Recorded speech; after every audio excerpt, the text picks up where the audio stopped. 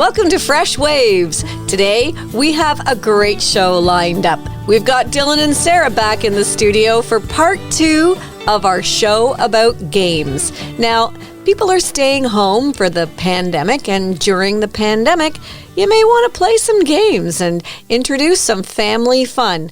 Today, we'll talk about some games that we didn't talk about last time, so this is a whole fresh show. And welcome, Sarah and Dillon. Hello. Nice to have you guys on board. Thank you. Now, last time we talked about a number of games, and for anyone who wants to hear the first part of this show, they can go to the website, Freshwaves.ca, and listen to the show where we talk about games like Ticket to Ride, Seven Wonders, Catan, Pandemic, of all games, Wingspan, Codenames, all those kinds of games. Now, today we're going to talk about a different set of games. We're going to start off with some more board games that were not on that top 10 popular list, but that are still really great games. So why don't we start off with a game that I know is a favorite of yours, Citadels. Okay, so Citadels is a really fun game. I've had it since probably 4 years ago. I obtained it during my master's degree. And basically, what's awesome about this game, which Dillon and I really like in a lot of games, is that there's an option that every single time you play, it can be a different game with different characters, different cards, and therefore different strategy. Yeah. So we love games like that because we find that there's just much more to do with the game. Like, there's just much more to play with. We don't get bored of it. Yeah. So basically, Citadels, you have 8 or 9 different characters that you play with in a game. And you can choose which characters you want to play with. And basically, each character affects some part of the game. So you're trying to build these city cards in 5 different colors.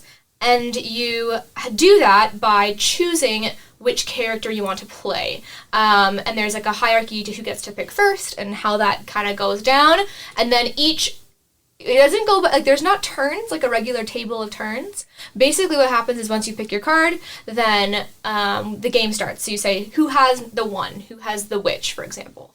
Each of the characters in the game are numbered, and that's essentially what determines who goes first. So if the king is number 4, then you pick the king, you'll be the 4th turn. And what's really fun about this game is there's a lot of backstabbing and treachery.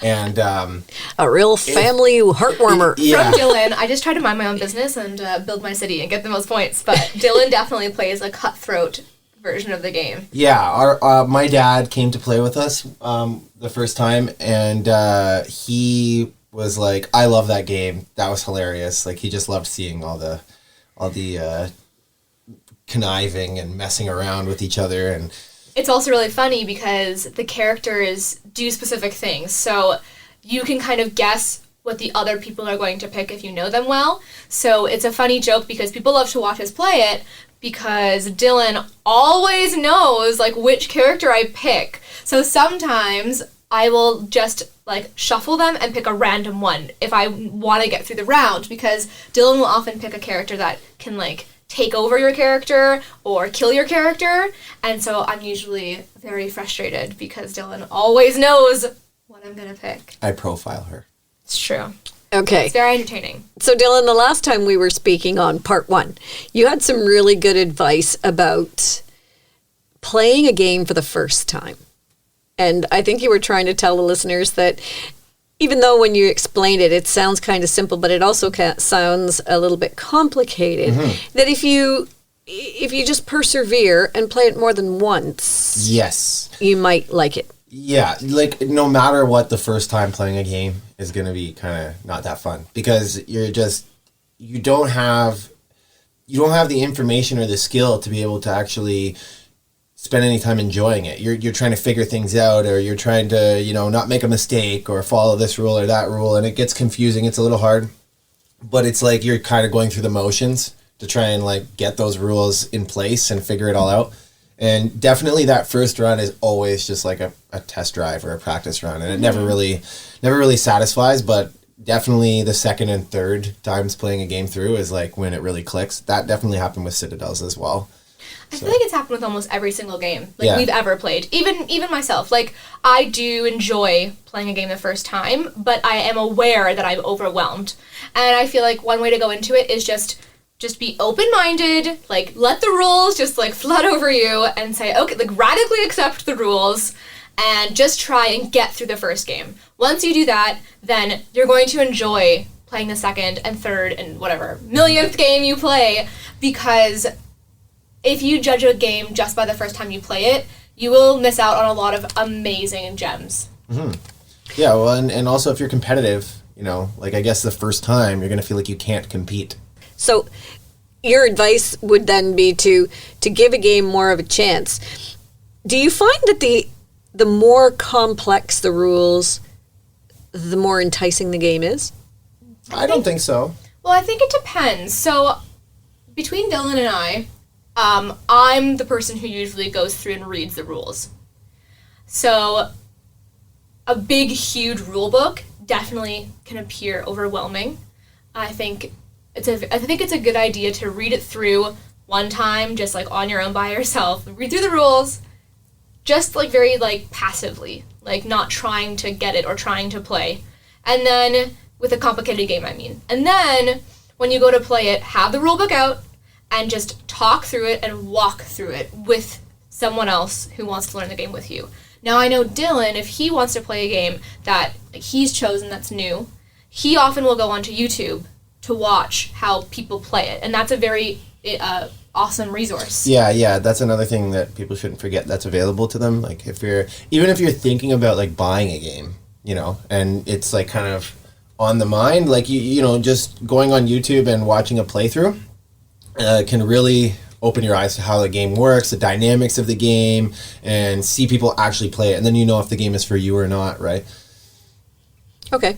And I think as you play, you become more aware of the subtleties of the game. Yeah, 100%. And the strategies of the game. And you get more competitive. Right. And as you get better and have more experience reading rule books of games, you can kind of, parts that get confusing, you can kind of just like put on the side and say, okay, this seems confusing to me right now. It'll probably work itself out if I start playing it. So I find that when I first started getting into complex games like on my own, I felt like I couldn't even start playing because there would be certain parts that I'm like, I have no idea what this means. I'm so confused. But now when I read through a rule book, I am much more quick to be like, okay, this part looks a little confusing, so I'm going to keep going, and I'm assuming this is going to work itself out. If there's a confusing part, it usually works itself out quite easily when you're actually physically playing it. So, in your experience with the games, just get down to it, play it. And in my experience, I find that once I have an idea of how I could play the next game differently, I want to play it again. So sometimes I find that I play the same game 2-3 times in a row. Mm-hmm. Yeah. I'm the same way. Or to be honest, even like I'll be laying in bed at night and thinking. So I often do that. And I'll think of a different strategy in the game. And I'll be like, oh, wow, I could do it like that. And then I want to play like the next day. I'm like, okay, I know what I'm going to do now. So yeah, that's definitely a thing. Okay.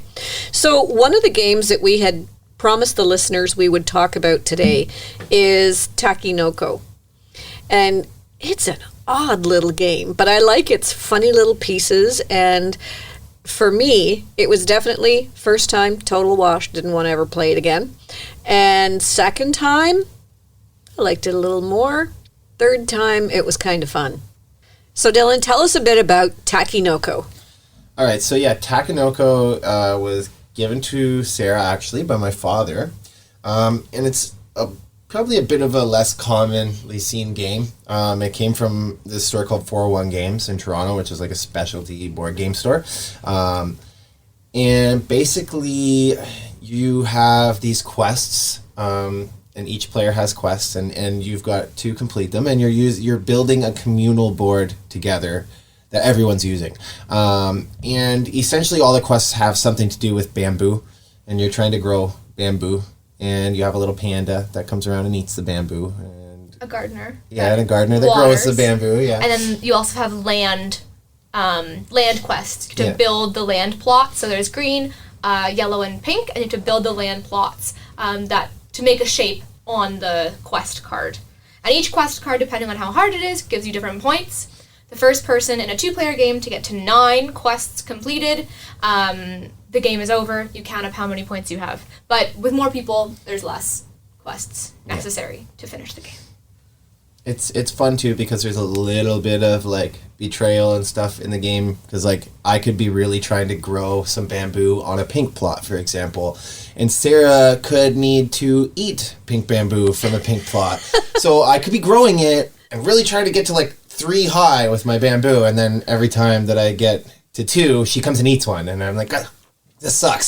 So yeah, it's fun. There's a little bit of fun competition there, and it's probably, I would say it's a pretty easy game for like younger kids to understand. Mm-hmm. So it would be good like family game with the kids and stuff as well. I don't know. It's an excellent game and we love it in our collection. Yeah, it's kind of interesting because I feel like because it's less popular, it has been revised less. So there's a couple things that we've noticed about it that are just kind of unnecessary, unless someone is out listening and knows the game very well and we're doing it wrong. So for example, there's like, you have your little board, and then there's these little like tile pieces that like track what moves you do, which we never use because we just roll the dice, and then whatever the dice says, we know what we're going to do. So we say, like, and we'll say it out loud, I'm going to do this and this, and then we do that and that, and then it's over. Whereas what they want you to do is they want you to roll the dice to see what you have to do in the turn, because there's a weather die. And the weather on the die, depending on what you roll, tells you a condition for your turn. And so we never use those little pieces. So I don't know if that's going to get revised out in the future years or not. Is left to be seen. Now, when you're playing these games, you know, I hear that Dylan's a little more cutthroat than Sarah, and Sarah's a little more, I don't know, easygoing. Do you find that there are ways within the game and within the rules to play it in a more cooperative manner where in a family situation you may not be riling everybody and playing to the death kind of thing? Personally, I don't know anything about that. Okay. Well, I could say, like, if you're playing with younger kids for Takenoko, like, you could change the rules a little bit. You could have teams, and you have, like, a parent and a child, and they're, together deciding how they're going to complete the quests. You could also potentially take out the competition of having to, like, fight for the quests and just do them. I don't know. What do you think? I mean, I think it really comes down to just being conscious of who you're playing with and being a little bit nicer. Like, when Sarah and I play Ticket to Ride, like, sometimes we'll be like, oh, is this really going to, you see the person as you go to put your trains down and they're cringing and you're going, oh, is this really going to mess you up? And if they're like, yes, then you're like, okay, well, I could go this way and it won't affect me. So I think it just really has to do with being conscious, and I can do that as well. I know I said earlier that I know nothing about that, but I was just kidding. I do like to play a competitive game. I do like to, screw another player up. But I mean, if I'm playing with my 6-year-old cousin or something, and it's gonna make the kid cry, I'm not gonna mess them up, right? So That's so kind of you. Yeah. So I learned that from playing with my little brother. He used to get really upset. So well, and I feel like there's a way to just have friendly games, and also learning that sometimes in an activity you might not be a winner all the time is a good lesson to learn. And I think that but you can still enjoy the game even if you're not the winner. Through fun game playing, you can learn that the experience is maybe a bit more important than winning all the time. Yeah. I agree with you 100%, especially, raising 4 kids.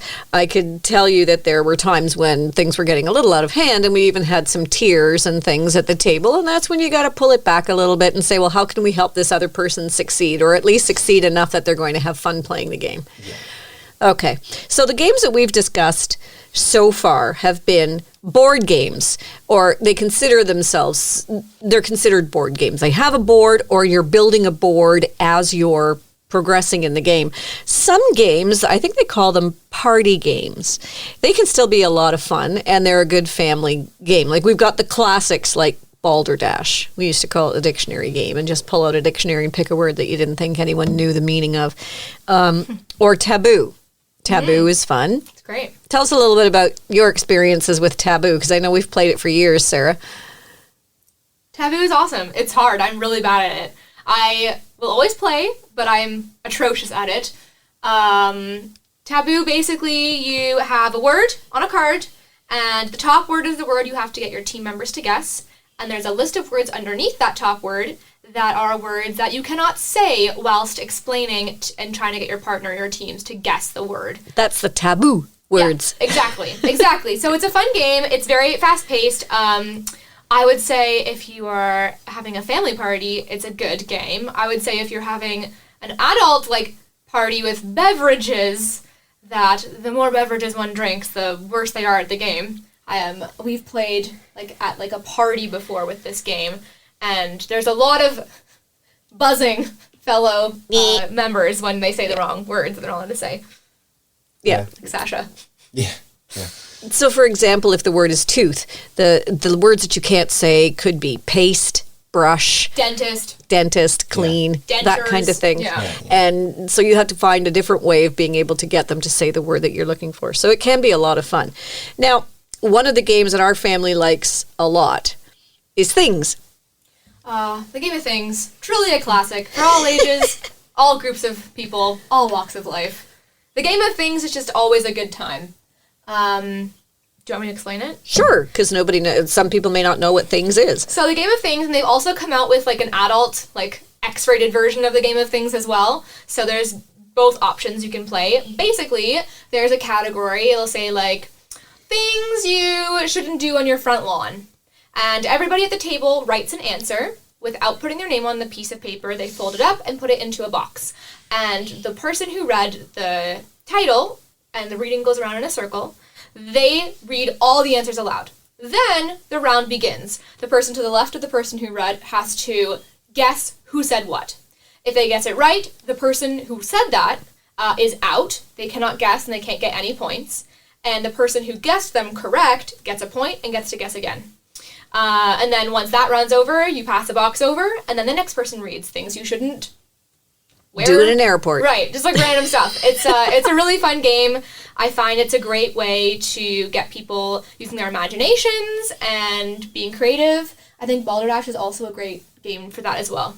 And I think Things, I can honestly say from our family's experiences, just has people rolling in hysteria. Yeah. People just laugh and laugh and laugh. And even weeks later, somebody will say an answer and everyone starts laughing again because they just remember how funny it was. With those games like Taboo, I mean not Taboo, but Balderdash and Things, if there are award-winning answers that just made us all die laughing, I'll keep them. I keep them in the box. So anytime you open a box that's mine, you'll see a couple little pieces of paper fall out that have some of the highlights of the past 5 years of games. Yeah. She likes to keep record of everything with the games. Okay. She keeps all the scorecards and stuff so that she can go back and be oh, I remember this day. Yeah, it's nice. It's a lovely way to communicate and enjoy friendships and build positive relationships and experiences. And remember how much you win. Well, we are recording this show, I will say, in November, so we're coming up to the holiday season. But the purpose for doing this show is not really the holiday season. It's also the fact that during the pandemic, people are spending more time at home, and they need to be entertained. And sitting in front of the TV is getting boring.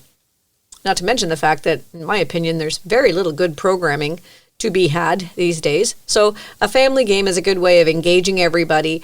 And we are not going to touch on computer games in this segment in the traditional way that you would think of computer games, like sitting in front and playing the NHL hockey or the basketball games or all those different games. That's for another show, a whole other topic. After the break today, we will get into games that you can play on Zoom or online, but with other family members that are more like board games, just that have been sort of modified to be able to play together in this pandemic time when you can't get together with friends and family. I will say, as a side note to all of these things that we're talking about this morning, most of the games that we're talking about do involve some cards or some game pieces, all of which can be lightly wiped off with disinfectant if you are feeling that you need to do that when you're playing these days. Like, say you have somebody in your bubble who doesn't live in your house who has come over, but they're still in your bubble. you may want to be able to disinfect the pieces of the game, and a lot of these pieces are plastic or whatever, and you can wipe them off. Don't be afraid to wipe them off before you play the next time. Or sanitize before you play as well. Yeah. Just general hygiene. Yeah, people wash their hands and be ready to play. Yeah. Okay, so before we leave the topic of board games, are there any of the classics that you would like to talk about? We did talk about Sorry, Monopoly, and those two, Candyland a little bit in our last segment. We even mentioned Life a little bit. Yeah. We did. Yeah. Now, what about these games that used to be very popular? I mean, in my generation, Operation, where you had this sort of It's a good game. Yeah. this guy on the table, and you have to take out his body parts without touching the sides and things like that. Is it water on the knee? Operation. Oh, yeah. I forgot about that. Yeah. There used to be commercials. Yes. Like primetime commercials. Now, you still see these games around and battling tops where you actually spin a top and they smash together on the board, and the last top remaining is the one that wins. You mean Beyblades? No, more like battling tops. That's Beyblades. Yeah, that turned into Beyblades. And Battleship. You sunk my battleship. Actually, I've been playing Battleship a lot lately with my brother Eddie because we don't live in the same home. Dylan and I live independently, and when there was the lockdown, we couldn't see each other at all. There's like a little app you can get to play over iPhone to iPhone. So Eddie and I have been playing Battleship and Mancala together like every day. It's been really fun. Mancala is a very old game. Actually, you could say that it's an ancient game. Mm-hmm. And it's stones that you move along little Holes. divots. To try and get the most points. Eddie always beats me. Okay, so give us a little idea of what Mancala is. Okay, so basically, you have, like, I don't remember, 6 holes in the middle of the board, and then you have your little dish at the end and the opponent's dish at the other end. Anytime, so you pick which dish you want to move the pebbles out of. So you can only move pebbles from your side. So you have one lane and your opponent has the other side. And basically, if I was if I pick a dish that has 4 pebbles, the pebbles are going to move one by one down the row towards me. If my turn ends with the final pebble ending in my dish, I get to keep that pebble and I get to go again. If I get to go around, like if I have more pebbles than to get to my dish and around to the opponent's side, you can collect and like stack up a dish so that you can kind of go all the way around. And if you go all the way around and end back on your side and you land in a dish that's empty and your opponent has pebbles in their dish right across, you get to steal all of those pebbles. Okay. It sounds more complicated than it actually is. Once you start, it's one of the games I think that once you start to play it, it actually really works easily. Yeah, it was a lot harder to explain than I thought it would be. But yeah, it's not that hard. It's like, it's hard when you're playing with people who know what they're doing. Like, if you just play like a friendly beginner game, like, it's fine. But I will say that Eddie is really good at it, and he has a strategy, and he's very good. He always beats me. Okay. Dylan, is there any game from your childhood that stands out in your mind as something that's a tried, tested, and true, and you still play today kind of game? Not that we haven't talked about, because, growing up, we didn't have a ton of board games. We had a few, but we've definitely talked about all of them. Oh, except for maybe Guess Who. Ah, classic. Can you guess who? Yeah. But, like, I don't know. There's not really much to talk about on that. It was a good game when you're a kid. Does your person have glasses? Yeah. Did they have red hair? So, yeah. But I love that game. Other than that, we've pretty much covered all of the, like classics and stuff that I, like, remember from my past or growing up. Okay. And Sarah, anything that we've missed from your past that you used to love playing other than Snakes and Ladders? Well, I can say that I feel like I grew up with a lot of card games. So I grew up playing cribbage, and then I learned how to play hearts. and then I learned how to play euchre, and I find those 3 games to be some of my all-time favorite games. Okay. And that's a good thing that you brought up regular cards, because a deck of cards, 52 cards in a deck, can be hours and hours and hours of family fun. And you can kind of incorporate some of the card games into board games, or board kind-like games like Romoli. So Romoli you play with a board. It has spots where you play certain cards. Everybody antes up. Mm-hmm. It's not gambling per se, but it sure is a lot of fun. And it's a game that all family members can play. So Romoli has always been one of our favorites. And Rummy Cube. Mm-hmm. And cribbage. Cribbage has a board. And cribbage is a very mathematical game, so a lot of little kids can't play cribbage. No, but I remember growing up and learning it maybe at age 8 or 9, and it was a great way to start learning how numbers go together. Mm-hmm. I loved it. I absolutely loved learning how to count to 15 by playing cribbage. Yes. You learn many different ways of getting to 15. Exactly. 9 and 6, 8 and 7. And then it's one of those funny games that has a whole lot of sayings that go along with it. Like, it's got a real rhythm. 15-2, 15-4, 15-6, and a pair is 8. Yeah, and the rest ain't great. Yeah. That's the reason that I hated cribbage when I started playing it. 15-8, the rest ain't great. 15-6, and the rest don't mix. It's not because of the rhymes. It was just because I was very confused by this, 15-2, 15-4, pairs 8. I just, the way people were shooting off these numbers to me was intimidating. And it's how you're counting your hand at the end of the game. Yeah, when I'd hear that, I'd be like, I can't play this game. I don't understand what you're doing. I don't get it. And I shut down really quick. So one word to the wise is don't be afraid of that. And just chill and count your cards. Nobody has to be as good as the people who've been playing cribbage for 10 years. And normally when you start to play, you can do things like 15 gives me 2 points. So 15 for 2, a pair for 2, a run for 3. Yeah, the counting in cribbage is it makes a lot of sense. A run is 3 points if it has 3 cards in it. A pair is 2 because there's 2. 3 of a kind is 6 because there's 3 different ways to make a pair. Right. 2, 4, 6. So and a double run when you have is 8. 1, 2, 3, 1, 2, 3, pair for 2. It totally makes sense. It's funny because Dillon definitely was against playing cribbage at first, even though he is way stronger in math than I am. Now that we play together all the time, he's just boom, boom, boom, and I'm sitting there counting the dots on my 8 card when I'm trying to get up to 31. I count the dots still. So if you're someone like me who's not good at math, you can still play cribbage. Yeah.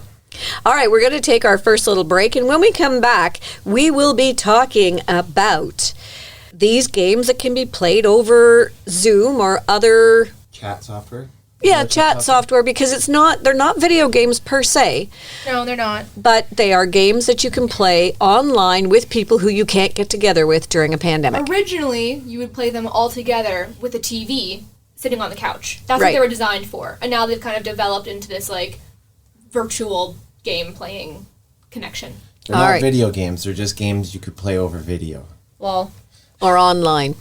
There you go. And just as a little side note, Mancala they anticipate is actually 3,600 years old.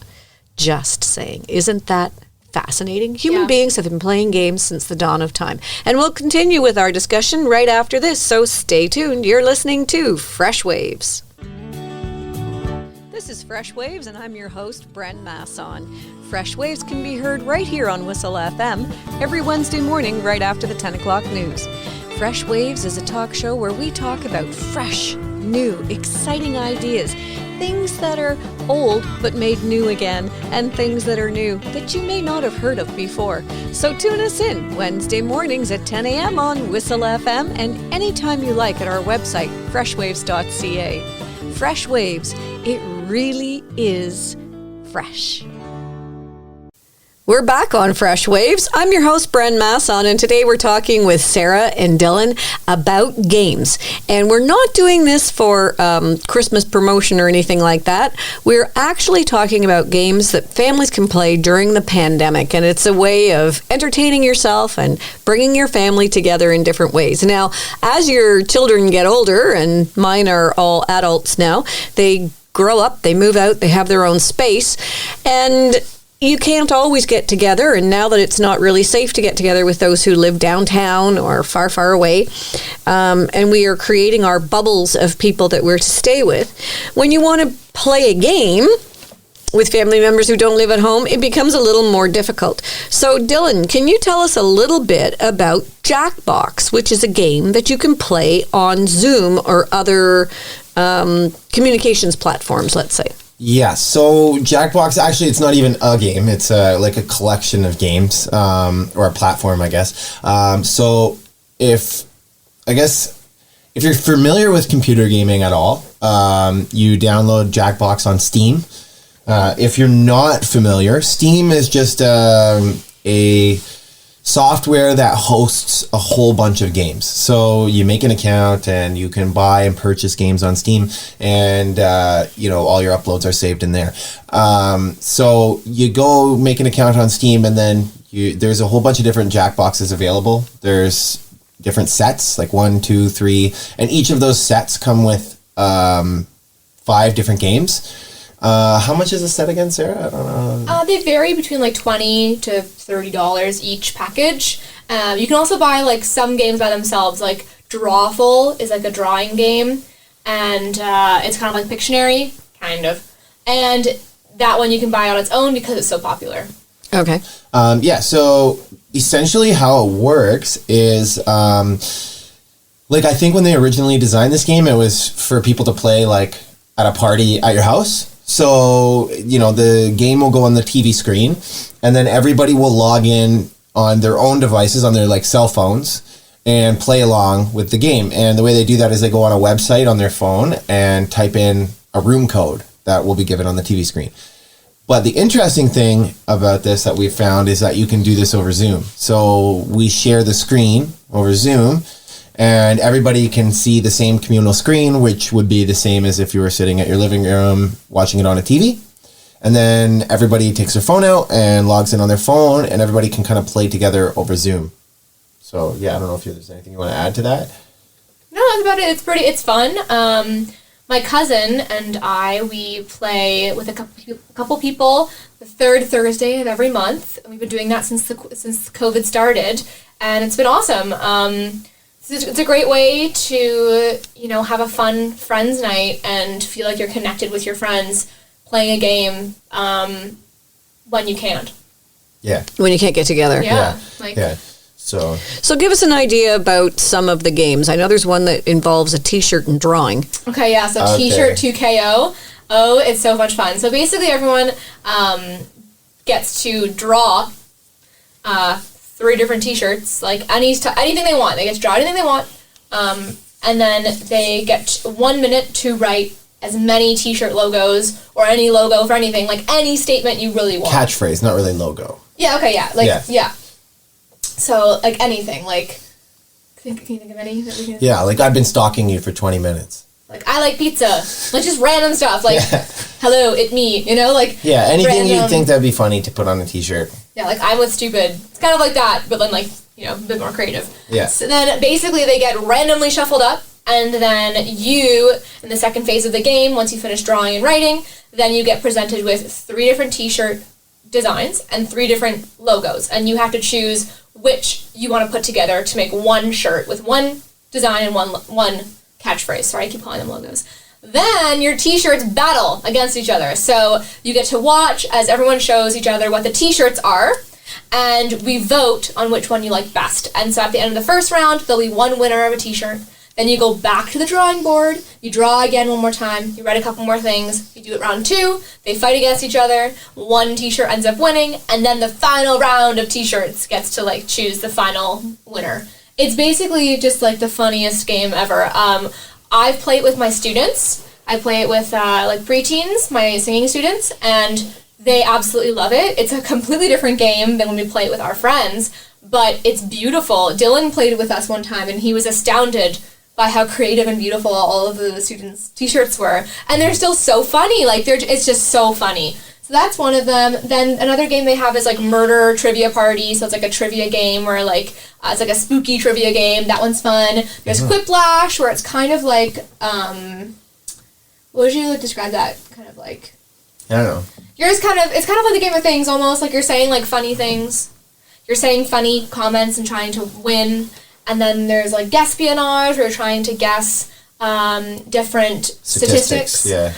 There's an alien game where you're like on a boat with, or I guess... Spaceship, lol.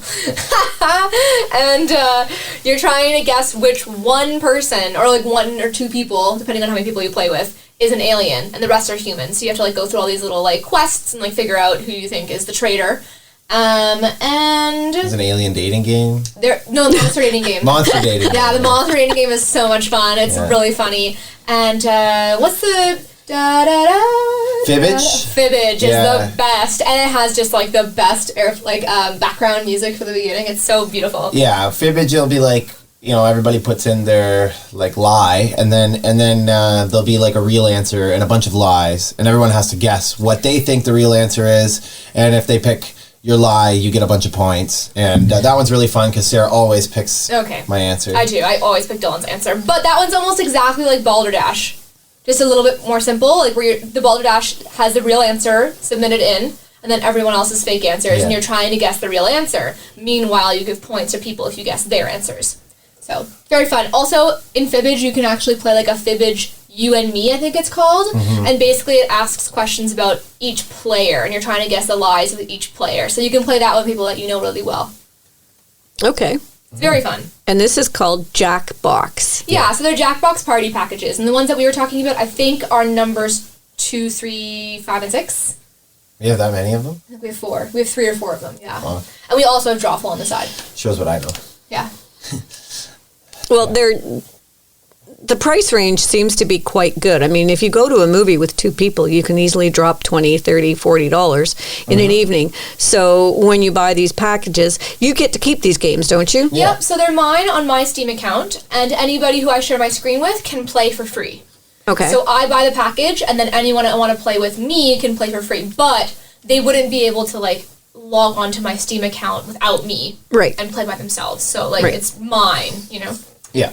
And I mean, talking about price, like, you compared it to a movie, also comparing it to like a classic board game, you're saving a lot of dollars because a regular board game costs between $70 and $100 nowadays if it's a really good game, generally. Yeah. And you're talking about $30 for 5 games. So, I mean, really, the value is there, 100%. Yeah. Yeah. Okay. So I also heard that some of these classic board games can now be played online. And I know that in some of the board games, when you purchase them, they come with a code, piece of paper with the barcode inside, and you can scan the code, and then you get on and you can play online with other people and things like that. So I can speak to that a little bit. I've been playing Ticket to Ride online, and you buy it again through Steam. And I have been enjoying that. I was able to buy on sale. They had it for $2.99 on sale to play one game, to own one of them, and I think the other one was like $1 to play the other one. So me and my cousin and I, we picked up the Ticket to Ride India, and then we did Ticket to Ride Switzerland. I believe those are the 2 that we were playing. Yeah, they are back-to-back games on the board. Yeah, so we bought both of those, and we've been playing those through Steam, and it's been really fun. Like, I really like it. We also have played Codenames online. Mm-hmm. I think it's free. Yeah, didn't he use, I think we used a website or something? Yeah, I think it's just, on a website somewhere. Yeah, I mean, I don't have the exact link, but I'm sure if you just Google online Codenames. Yeah, but it was just a platform that was hosting it for free, and that was really cool. Again, did you use Zoom or any of these other communications platforms? Alongside, because when you're playing Codenames, you need to talk to the other people. Mm-hmm. So we were on Zoom, and then we were. Do you have to have Zoom, or can it be Skype, or can it be Jitsi, or some of the other platforms? I'm not sure, but Zoom, you can share your screen. So you can with the other platforms as well. Okay, so if you can share the screen, then it's essentially the exact same thing. The reason why we use Zoom is because I have a professional teaching company, so I teach singing lessons, and right now, because of COVID, it's online lessons, and so I had to buy the premium account of Zoom. Mm-hmm. So if I didn't have that, on Zoom, you can only host more than one person for 45 minutes max for the free account. Right. So with the account that I have, the Pro, I can host meetings with as many people up to 100 for as long as I want. So that's why we're talking about Zoom specifically. I'm not sure about the other platforms just because Right. And Jitsi, you can have unlimited people for free at the moment. They haven't changed theirs to a premium package, and it's free, as many people as you want. So Jitsi also allows you to share your screen and have a chat box and all those other features as well. I think it just depends from platform to platform on like connectivity and like glitchiness. Preference. I know that Skype is quite glitchy, and that's why people don't really use it for online lessons and stuff like that. Yeah, I haven't been getting much success with Skype either. Personally, I know people who love it. Jitsi, I have a weekly meeting with people from all over the world, including Central America, Panama, Costa Rica, and from London, England as well. And we have crystal clear connection. You can also have your own server on Jitsi, which is kind of cool too. And it's all encrypted, so no one can hack into your family games night and wreck it, which is... Zoom bombers. Yeah.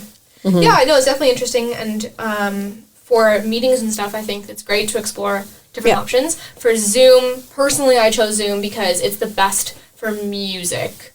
It's still not great, but with other kind of programs that you can use alongside Zoom, it seems to be pretty good for timing and lag for music. Right.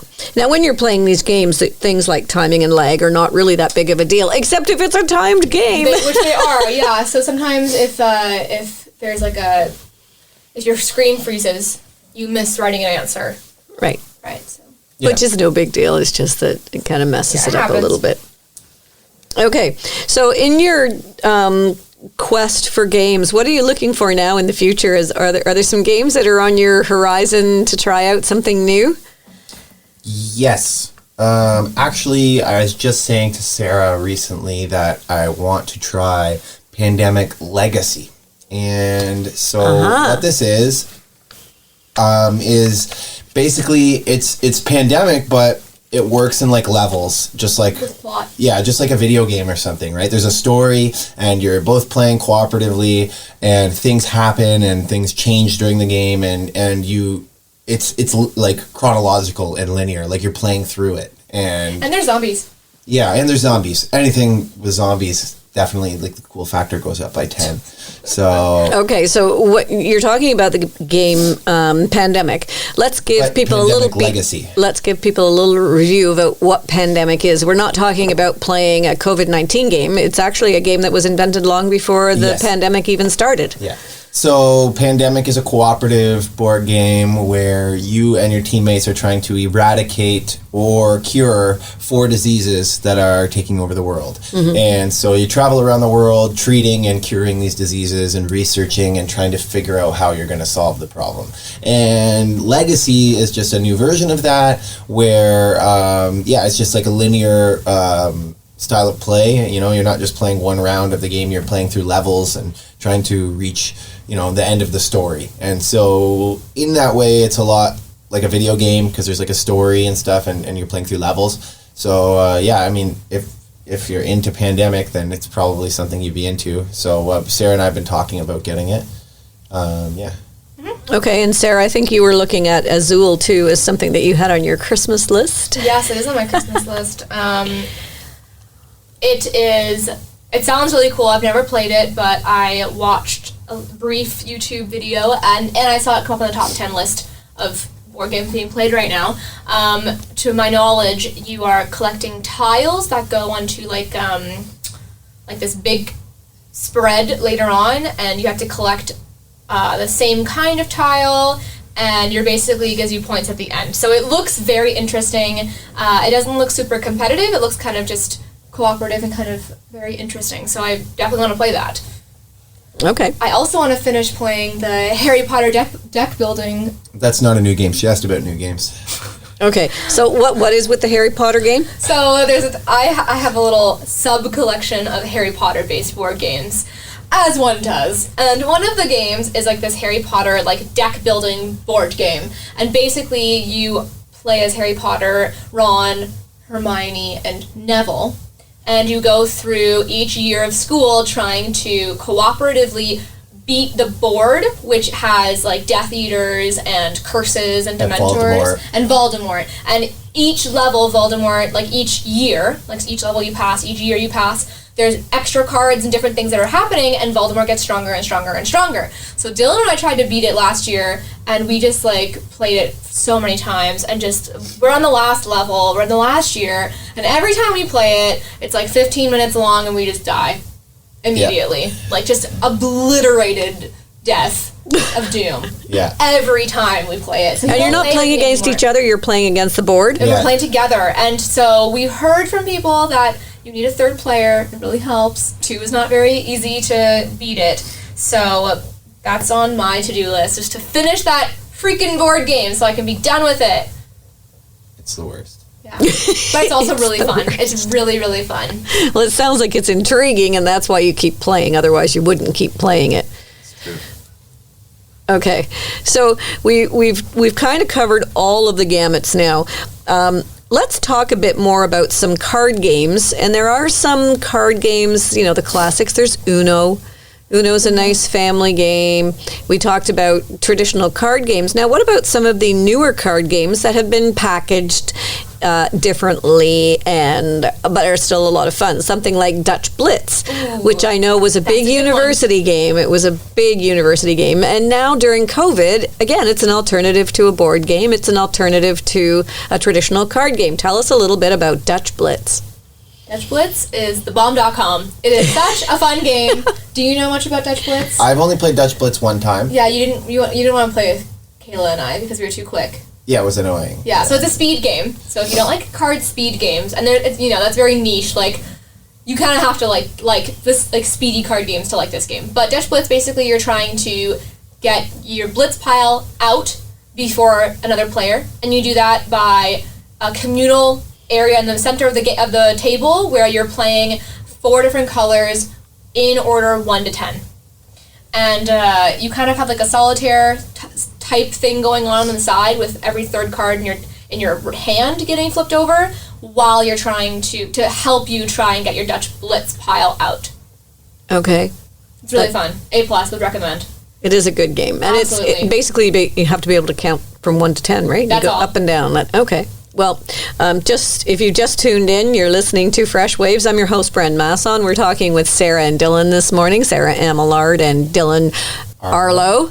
And we're just talking about board games and games in general that you can play during COVID. So, Sarah, I would like to also bring up a game that you sometimes turn your nose up at, yet you were the one who introduced it to me, Sushi Go Party. What a funny, cute little game that, again, is different every time you play it. Yep. It's a great game. I don't turn my nose up to it. Yes, you do. You just did. No, I turned my nose up to it when you asked me to play Sushi Go Party with just 2 people. So there's 2 versions of the game. There's Sushi Go, which is a 2-person game. Sushi Go Party is a plus 2-person game. It's a really fun game. The artwork is beautiful. It's so cute. All the sushi pieces are adorable.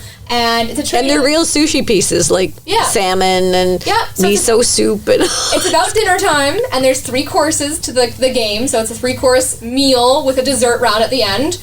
And basically, the game changes each time depending on which kind of cards you want to have in the game.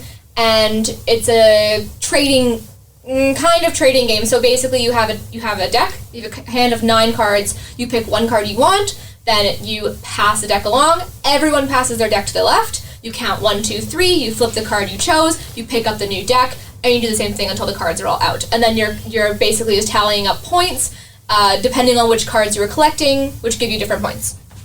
Yeah, that's it. It's basically a trading game. Yeah, kind of. Not really trading. It's like pass and go. It's like pick and go. Yeah. Kind of. Yeah. Yeah. It's a pick and go, but it's a lot of fun. And each time you play, you can put different aspects of the meal into the game. Yep. Yes. So it is different every time. It's so not cute. the same. Like, Dylan loves playing dumplings. I love playing sashimi. Yeah. You have to pick, I think, 3 appetizers, 1 dessert, 1 maki, and then you have your sashimi, and then, so you get to pick a special. Yeah, it's super cute. Yeah. Okay, I have to mention to the listeners that Sarah has no notes in front of her, nor does Dillon. They know these rules off the top of their heads for the myriad of games that we have discussed. We play a lot. Yeah, you must. Yeah. I mean, yeah, like, it's definitely one of our main pastimes in our household. So yeah, it's and we have like so many games too. It's just, yeah, we're gamers, man. Yeah. Board gamers. Yeah, don't get it twisted. I wouldn't.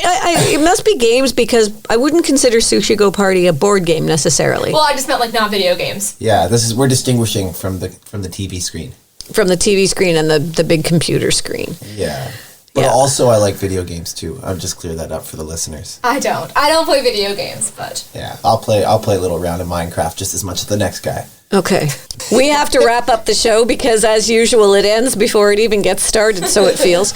And I hope you've enjoyed these 2 game shows in our Freshwaves series. Thank you for coming in, and thank you for joining us today, Sarah and Dillon. Have a wonderful day, everyone, and thank you for tuning in to Fresh Waves.